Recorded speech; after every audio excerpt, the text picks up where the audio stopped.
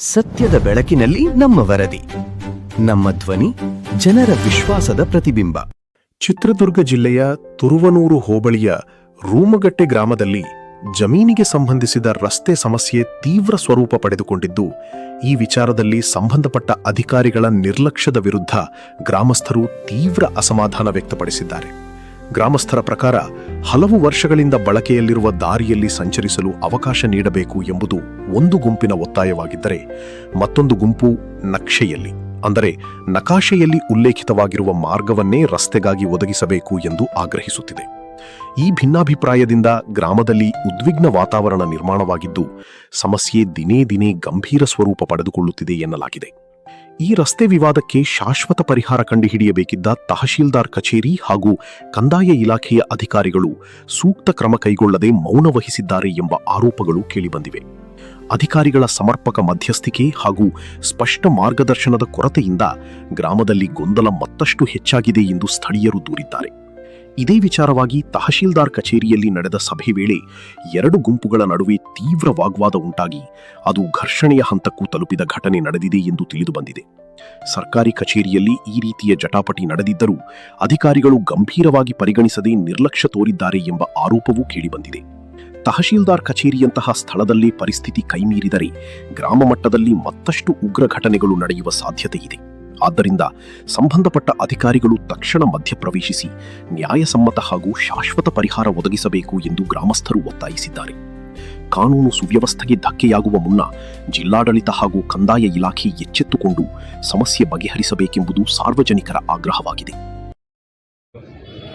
ರೂಮಗಟ್ಟೆ ಭೋಗೇಶ್ ಅಂತ, ಸುಮಾರು 100-150 ವರ್ಷದಿಂದಲೂ ರೂಢೀಕೃತ ದಾರಿ ಇದ್ದು, ಅದರಲ್ಲಿ 27ನೇ ಸರ್ವೆ ನಂಬರ್ನಲ್ಲಿ ನಕಾಶೆ ಕಂಡ ದಾರಿ ಇದ್ದು, ಮುಂದೆ 27-28 ಆಮೇಲೆ ರೂಢೀಕೃತ ದಾರಿ ಇದ್ದು, ಅಲ್ಲಿ ನಕಾಶೆ ಕಂಡ ದಾರಿ ಯಾವುದೂ ಇರುವುದಿಲ್ಲ. ಅದೇ 27ರಲ್ಲಿ ರೂಢಿಗತ ದಾರಿ ಹೋಗಿದ್ದು, ಅದನ್ನು ಇವತ್ತು ನಮಗೆ ಅಡಚಣೆ ಮಾಡಿದ್ದಾರೆ. 150 ವರ್ಷದ ದಾರಿ ಇವತ್ತಿಗೂ ಇಲ್ಲ. ಈಗ 2.5 ತಿಂಗಳಿಂದ ಕೆಡವಾಡ್ತಿದ್ದೀವಿ. ನಮಗೆ ಏನು ಪರಿಹಾರ ದೊರಕಿಲ್ಲ. ಅದು ಸುಮಾರು ಸುಲ್ತಾನಿಪುರದಿಂದ ಜಗಳೂರು ರೋಡಿಗೆ ಹೋಗ್ತದೆ ರೂಢೀಕೃತ ದಾರಿ. ಒಡ್ನಳ್ಳಿ ಗ್ರಾಮ ನೋಡಿದ್ರು ಬಂದು ನೀವು ಇದೇ ಥರ ಇರಬೇಕು. ಅದು ಎಷ್ಟು ಕಿಲೋಮೀಟ್ರು ಎಷ್ಟು ಮೀಟ್ರ್ ಕಟ್ ಆಗೈತೆ ಅಂತ ನೀವೇ ಬಂದು ನೋಡ್ರಿ.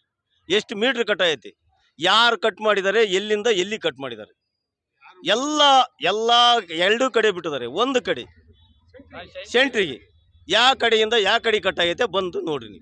ನೀವು ನೋಡಿ ಅದು ಸ್ಥಳ ಪರಿಶೀಲನೆ ಮಾಡಿ ನಮಗೆ ರೈತರಿಗೆ ತಕ್ಕ ಪರಿಹಾರ ಒದಗಿಸಿಕೊಡ್ಬೇಕಂತ ನಾವು ಕೇಳಿಕೊಳ್ತೀವಿ.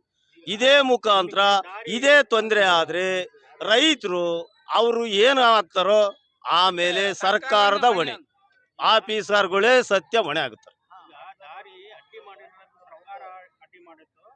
ಇಲ್ಲ, ಸರ್ಕಾರ ಅಡ್ಡಿ ಮಾಡಿಲ್ಲ,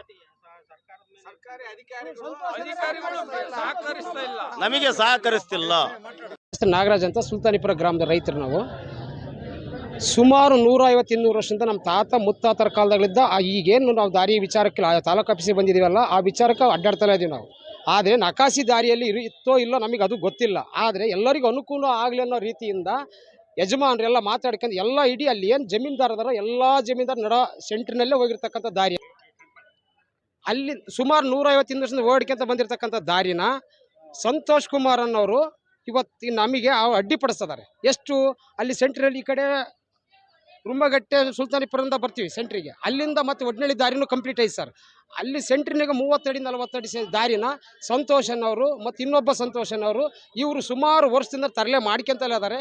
ಎಲ್ಲ ನಾವು ತಹಸೀಲ್ದಾರಿಗೂ ಆರ್ಐರಿಗೂ ಎಲ್ಲರಿಗೂ ರಿಪೋರ್ಟ್ ತಿಳಿಸಿದ್ದೀವಿ.